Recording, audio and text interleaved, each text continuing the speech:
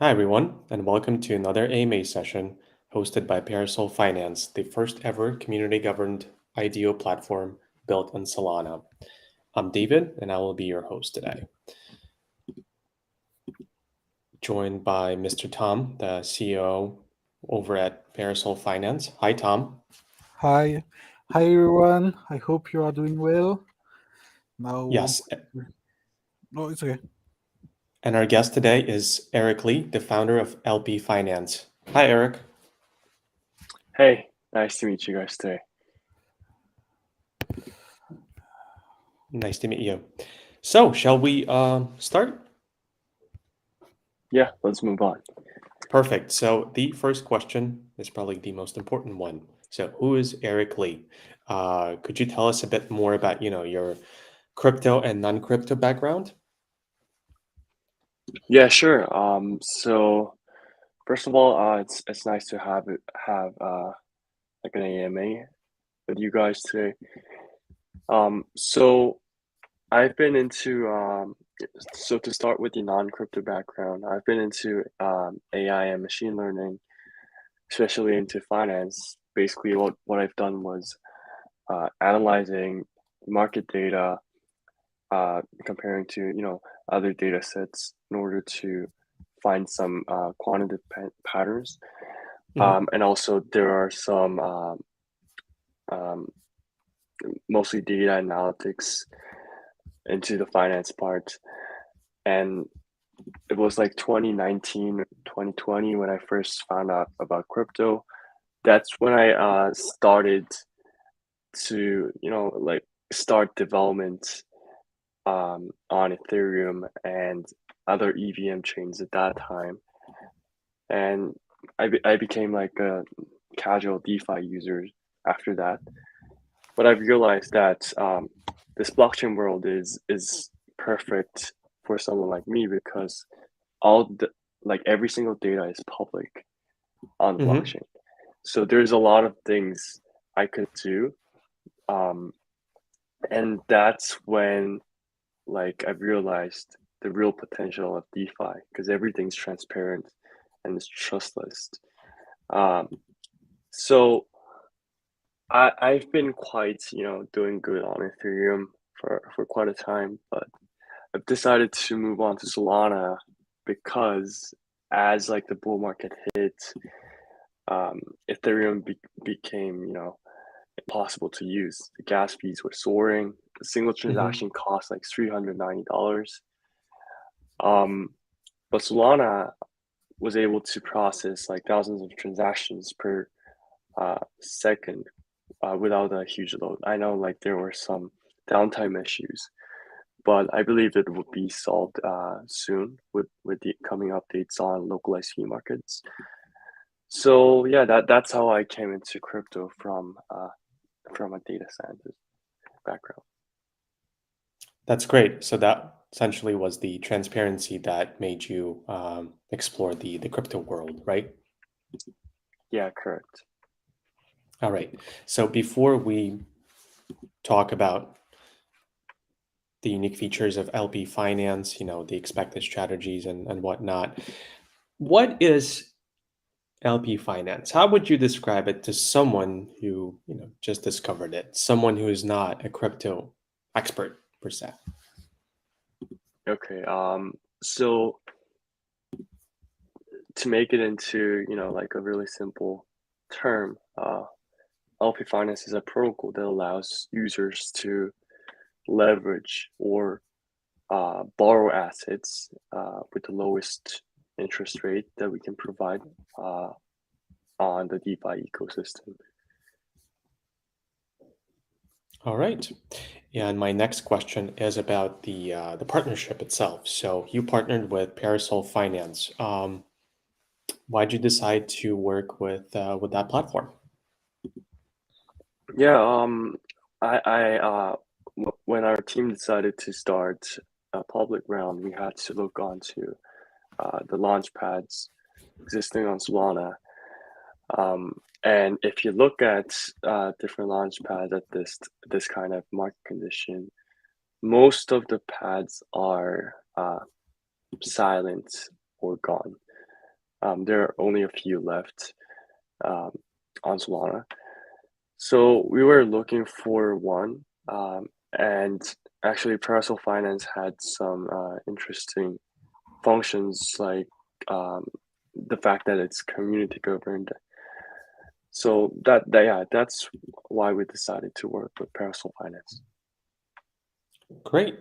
And we should definitely talk more about, the IDO itself. So, correct me if I'm wrong, but the IDO was launched yesterday, right, on the 24th, and then it ends Yep, on the 31st, correct? correct. And the token price is $0.3, right? Yes. Great. So, what networks are supported? Because that's something that people should know about, I think. Yeah, for us, only Solana network is Mm-hmm. supported. We're not really planning to move on to other blockchains because um, our final goal is actually creating a payment gateway on Solana, not using layer twos. And I believe this is impossible for other chains, like, for example, if you use other EVM chains like Avalanche, um, it costs up to, I say, $1 to $2 per transaction. But if you think of, using a payment app for everyday life, Mm-hmm. you buy things under $5 sometimes. And Mm-hmm. paying $1 for transaction, it's extremely costly compared to the True. amount you're purchasing. So yeah, Solana's the Mm-hmm. only option for us. Solana is the network. All right. I think we should talk about the unique features that LP Finance offers. So, anything you can tell us about, uh, the APY, the decentralization or stability mechanisms that are in place? Yeah, sure. So as LP Finance is a synthetic asset issuance protocol, to make it simple, users can deposit collateral and mint the tokens that are backed by the underlying collateral. And actually, this synthetic asset that are minted, you can just think of as like you borrow from a lending protocol. Um, Mm-hmm. so our focus was trying to make borrowing easier and safe for users compared to lending protocols. And to do so, we had to lower the APY for borrowing. But in our Mm-hmm. case, if we lower the uh, borrow APY, what happens is there might be higher selling pressure compared to when it's higher. Then this causes a depeg event of a synthetic asset. So let's say we have ZSOL, which is a Solana synthetic. It is supposed to be the same price as Solana, but because it has higher selling pressure, now it falls below Solana price, which should not happen. So to prevent this, we had a mechanism called incentivized liquidity providers, where the borrowers are paying the interest rate to the liquidity providers that involve ZSOL. So basically, this allows linear scaling as demand for ZSOL borrowing goes up, the liquidity itself would increase linearly. Mm-hmm. So basically, there won't be any issues for borrowers where they have to borrow at a premium or take loss on that, and it also improves stability itself. Mm-hmm. By doing so, one cool thing that's possible is leveraged liquid staking. So usually when you stake Solana coin, what happens is your Solana coin is locked up into the validator, and then even if you try to withdraw, it takes like 2 to 3 days to withdraw. But Marine Finance created MSOL, which is a liquid staking SOL. So the number of token does not increase, but the price of token increases regarding to the staking reward. Now what users can do is users can deposit MSOL to LP Finance to earn 5.7% APY and borrow Mm-hmm. ZSOL at 1.5% APY. So if you calculate the net interest, it's 4.2% APY per loop. So if you take 10x leverage on this strategy, technically you can earn 42% APY on Solana with LP Finance, which was never shown, never seen on the Solana DeFi ecosystem before. Yeah, that was my next question. So it is true that people who support LP Finance and participate in the IDO can expect the 42% APY, right? The rewards, the staking Right. rewards. All right. Now, what about this? Earning protocol fees and battle for reward allocations. That was something that caught my attention. So how exactly would this work? Yeah, so for this, it's about the LP5 token itself, not like the service that we provide. So the main problem with most tokens out there, most governance tokens out there, is that it does not really have any value.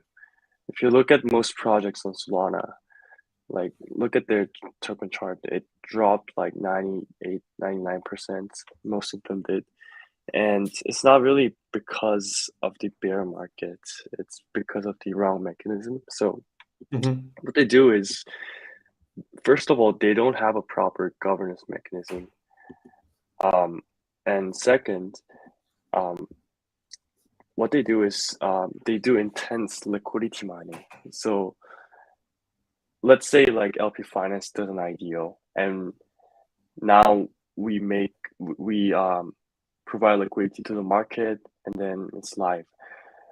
What we do now is, because we have tons of tokens in our treasury, we incentivize people to use our protocol.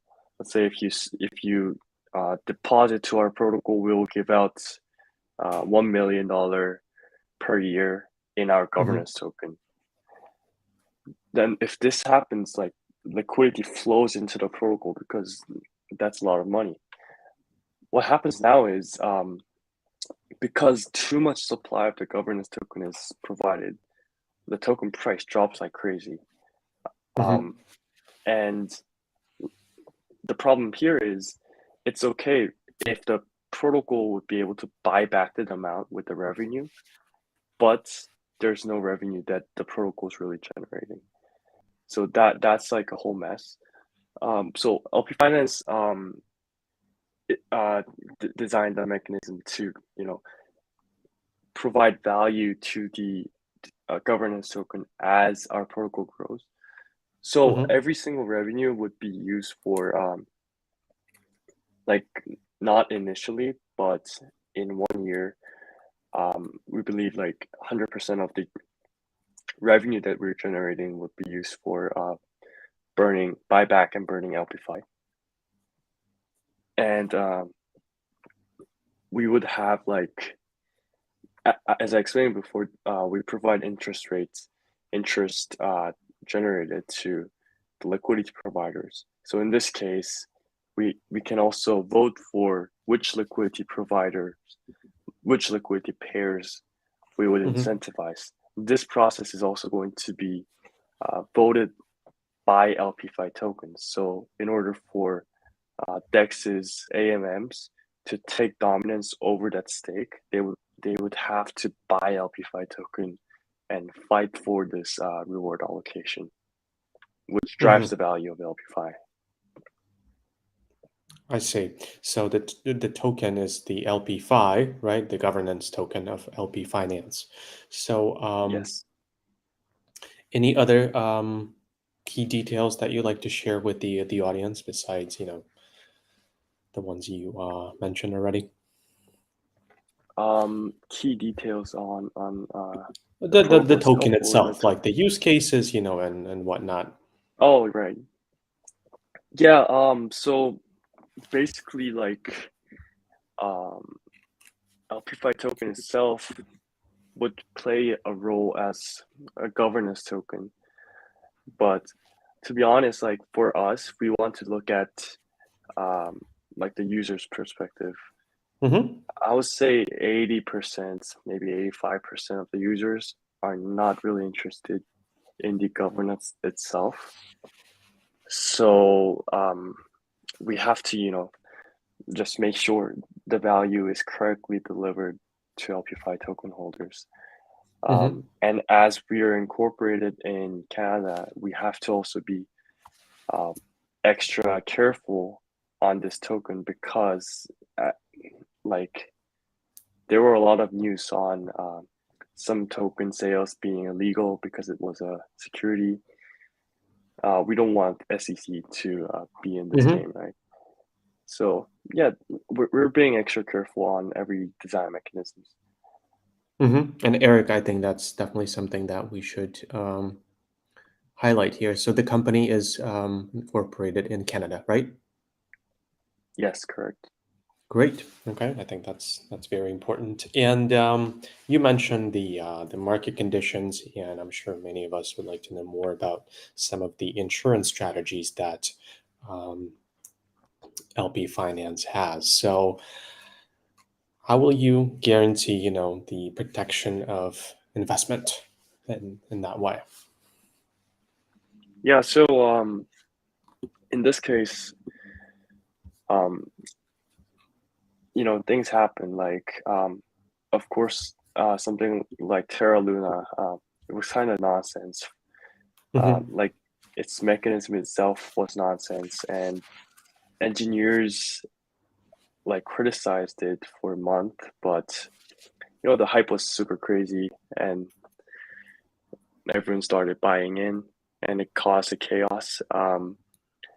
So for us, we have carefully like stress tested all the mechanisms for synthetic acid. That's all.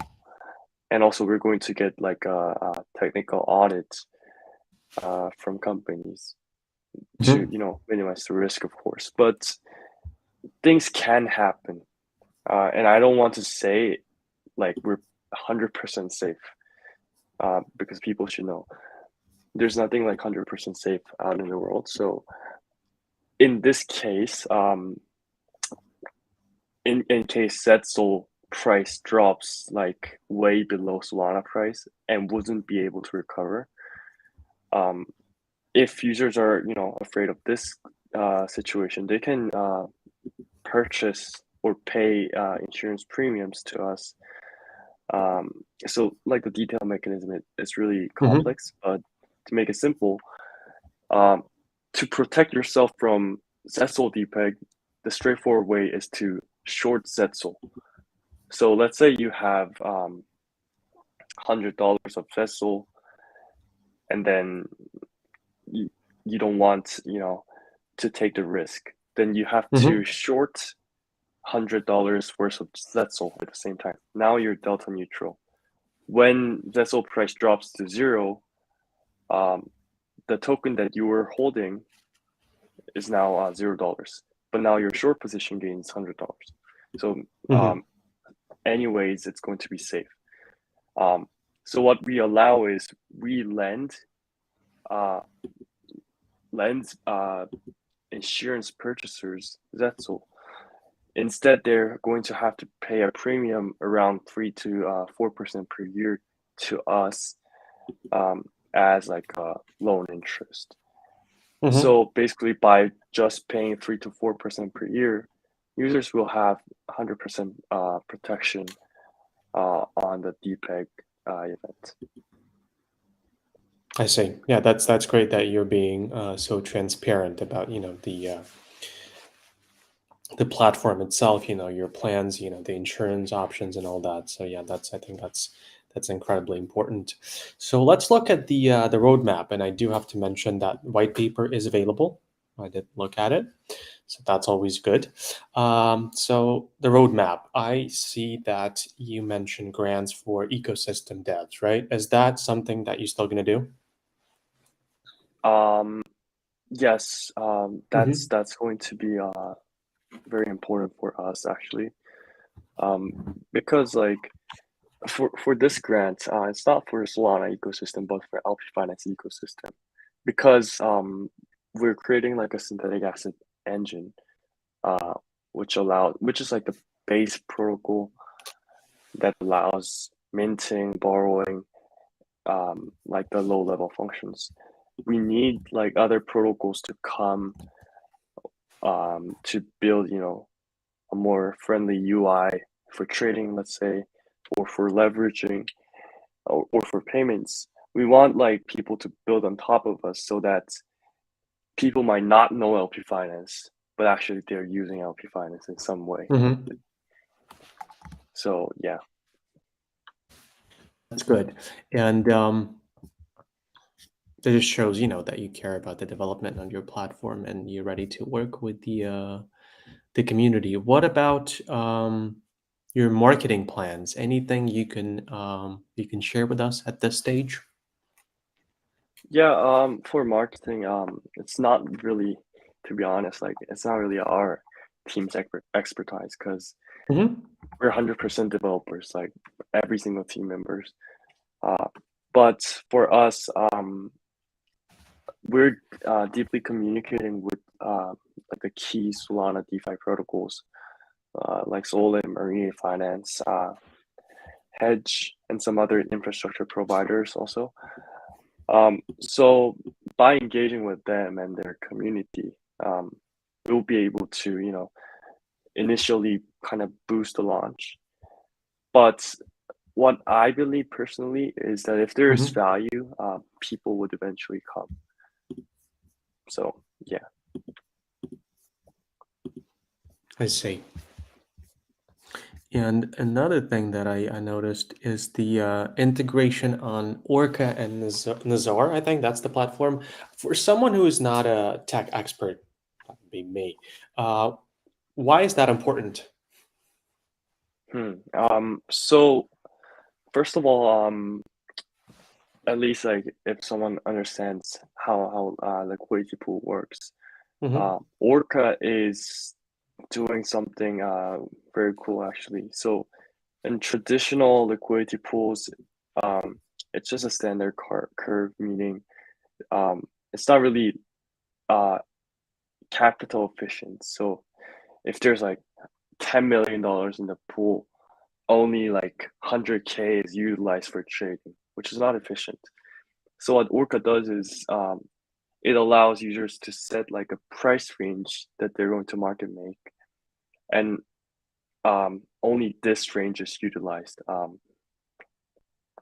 But the thing is, as the price of the token move up and down, this price range should be rearranged, because if the price range is out of the current price, it's not going to market make, and then you're not going to earn any rewards. That's done by Nazar. So it basically allows Orca's position to rebalance and Mm-hmm. mint fungible LP tokens. So with this, as I explained before, liquidity providers can provide liquidity to Orca, and then with the tokens, liquidity provider tokens, that can come to us and then stake it to earn interest from Zetsol borrowers. So we're kind of deeply integrated to each other. Mm-hmm. Thank you for explaining. Now, you mentioned that the company was incorporated in Canada. What about the team? So I assume they're knowledgeable. They know what they're doing. So is there anything else you can tell us about the experts behind LP Finance? Yeah, our team is actually interesting. We're a team of 4 right now. 2 of us are Solana program engineers, so like Rust engineers. Um, so this is not really often in this space, because if you look at most DeFi protocols, they only have like 1 or 2 devs, which are contractors, not just Mm-hmm. employees there, because devs are expensive, and they like it's easier to attract people with purely marketing team. But for us, we just wanted to, build like a proper protocol. It's not like just let's start this, but like everyone in the team had, this consensus that we need to build this because the current DeFi system is not improving at all for years. Mhm. So we're very dedicated in LP Finance, but not only dedicated, but we all have like deep and long experience on DeFi as a user. So we know what we need to make, and we know what we need to be careful of. That's how we're going to create like a proper and safe mechanism, like an engineering design, and implement it to the code, smart contract Mhm. itself at the same time. So this allows us to move, really fast compared to other teams out there. I see. And can I ask you a personal question, Eric? Yeah, sure. So, what motivates you to keep building, and just creating more value, and just adding features to LP Finance, launching the IDO and everything else? You and your team, if you could Yeah, speak on that as yeah, well. yeah. To be honest, like I'm not sure what my teams are thinking. They're not Of they're not course. really my family. So for me, personally, I wanted to always build some kind of uh financial derivative or some kind of fund Hmm. since I was like in grade 12 high school. But it was impossible because let's say to start like an investment bank, you need to have at least, I'm not sure in Canada, but it's around one to $2 million range. And Really? I don't have, yeah, yeah, yeah. That's like the That's minimum crazy. amount you should hold. Hmm. But it also makes sense. Um, like no one will use a bank with 100K.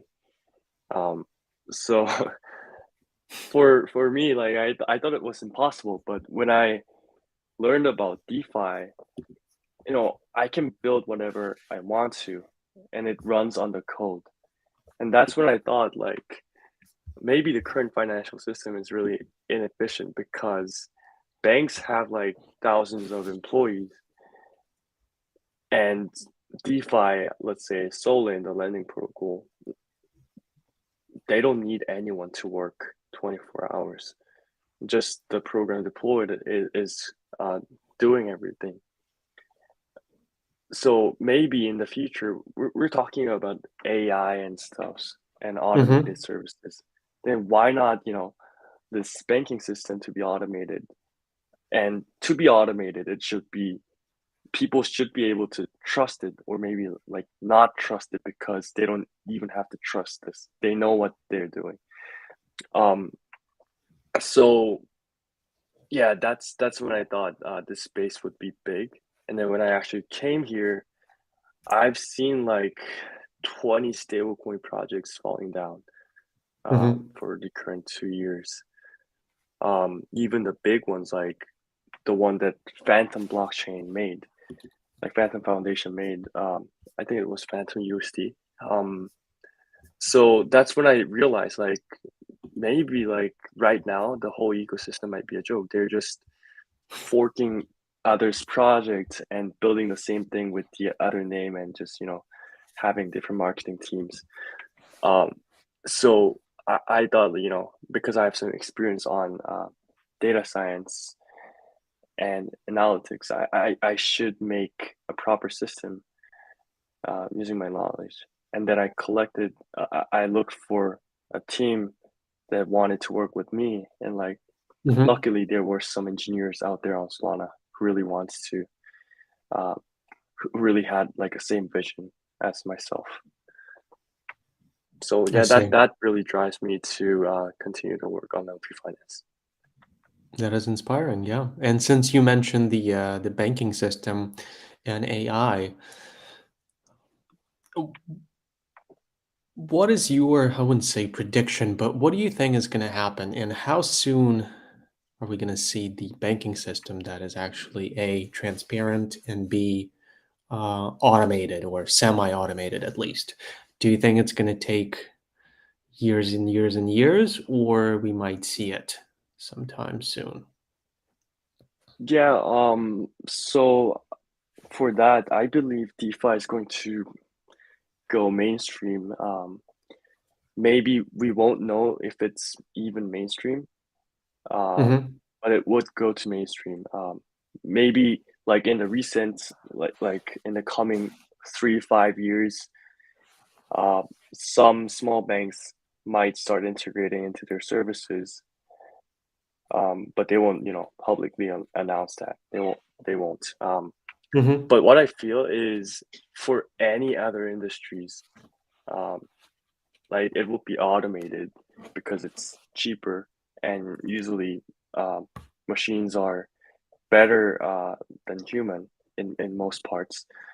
But the cool thing about uh, banking system is that even if like the current banking system, like the traditional finance is automated, it's not good because um, basically every transaction is similar to signing a contract.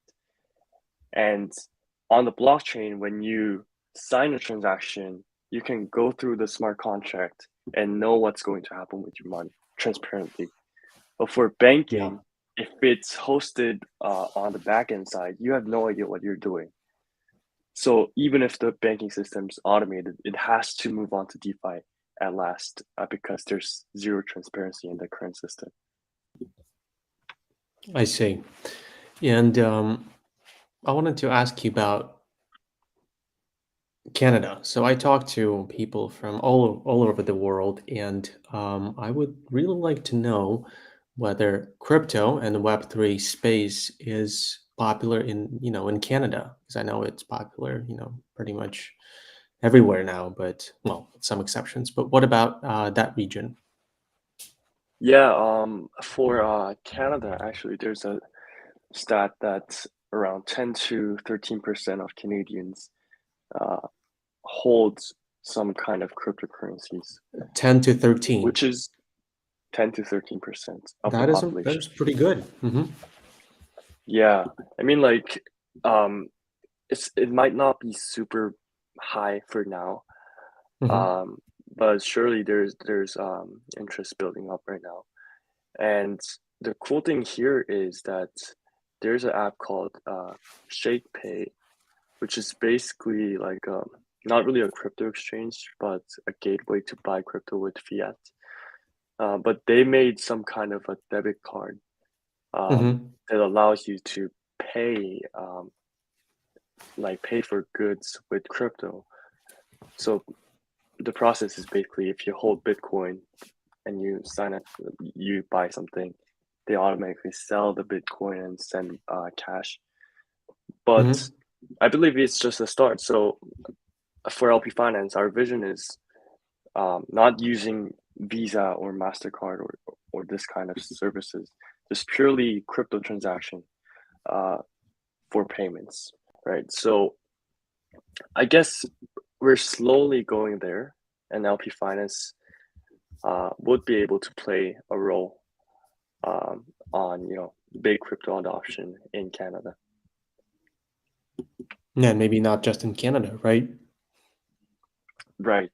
There are some Hmm. regulation issues, but yeah, True, most of but let's just hope that that changes in the near future, because we do see that yeah. there's some initiatives there. Okay, and one of my favorite questions is, how would you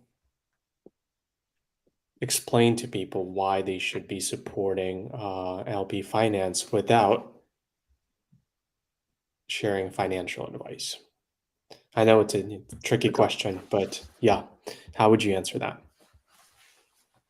why should people support LP Finance? Yeah, So or should I like say participate in the IDO even? I'd say like yeah, it's a really tricky question. For this, like let's say yeah, we're not like the people are not really investors of LP Finance. Let's assume. Um, if they have interest on DeFi and believe DeFi is the future, we have to, not only support genuine projects, but like for I'd say scam projects or slow road projects, they should stop getting involved in that. It's like to be serious. For LP Finance, we're purely building a technical infrastructure on DeFi. And this impact is not only good for the investors, but for the whole ecosystem, because as we do it, there will be other protocols, other new great developers who follow our track. And as more and more protocols build like us, DeFi is going to be much healthy and usable for users. Because like if you think of like in a simple way, if there are a few bad players out there on DeFi and bad players increase over time, this place won't be usable. And I believe it might happen like very soon. But good players like us, when we come in, we're just making the whole ecosystem better. Even if you're not really the investor of LP Finance, maybe investor of Solana itself. Yeah, that's basically I think that's why people should support our IDO or LP Finance. All right, Eric, thank you so much, and thanks for answering the questions and sharing your vision. I learned a lot, and I hope the audience did as well. All the information can be found on parasol.finance on Twitter at LP Finance, right? And Tom, was there anything you'd like to add? No, I think it was a really great M&A. Lee answered really well, so thank you, Lee, for all your answer. It's Eric. Eric. Sorry, yeah, Mhm. sorry, Eric. So yeah, it was really nice. Yeah, Eric, and I wish you luck, and I hope that people process the information and make the right decision. Yep, sounds amazing. Thanks for having me today. Thank you so much. See you next time. Yeah, Thank see you. guys. Bye bye. Thank you. Bye bye.